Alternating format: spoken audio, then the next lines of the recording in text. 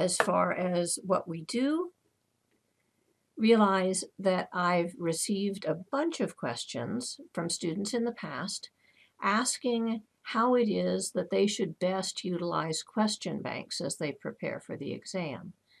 And I want you to realize, fundamentally, you can't teach yourself medicine with a question bank.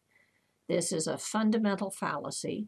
You can certainly check on your development as you study on your own, but the ability to simply use one of the question bank sources out there and expect that you will get a great score and a great residency in the United States is simply a fallacy.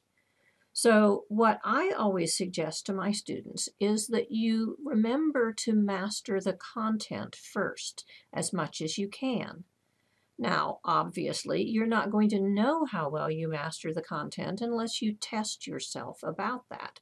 So I'm not saying not to use question banks.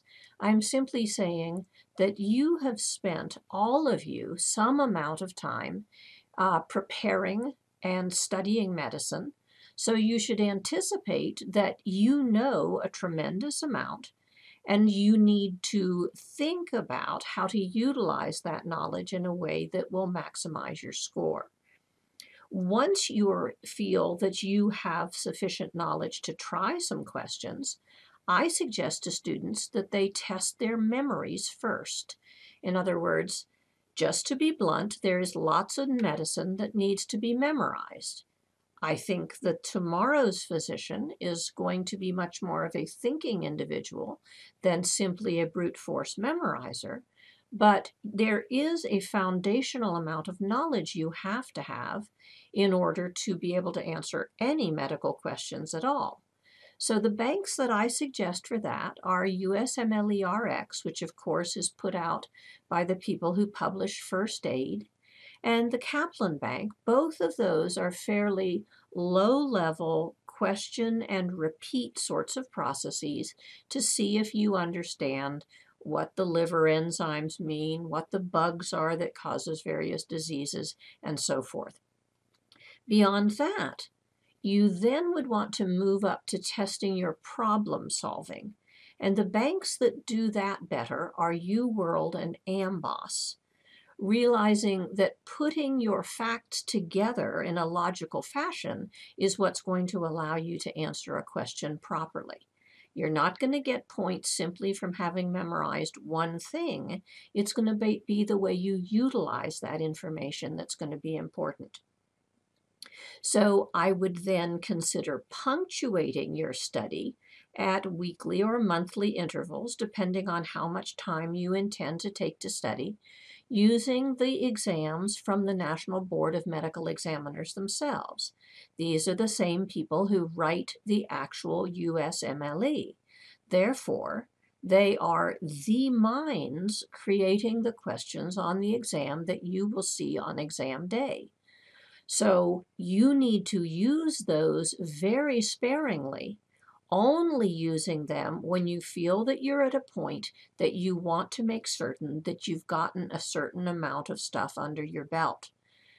Remember that the NVMEs now go through 24. And I know that on the forums you can find people who have the examinations back to 1 through 10. But remember, the exam has been very rapidly evolving. And so you are going to find, if you're using the NVMEs 1 through 10, that they are testing in a very different way than the examination you would find in the late 20s would be doing.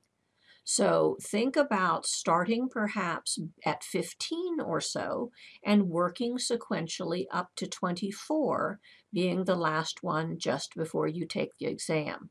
They will by all means be the best predictor of how you're actually going to do on your exam day.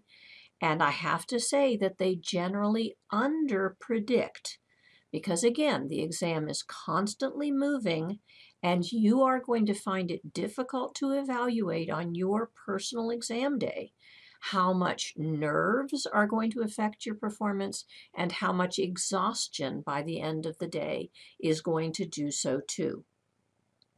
Once again, I will hopefully see you soon. If you'll check into this email, you can find out more about the course we're beginning soon. And let us know if you can join us, because I think it will be valuable to you.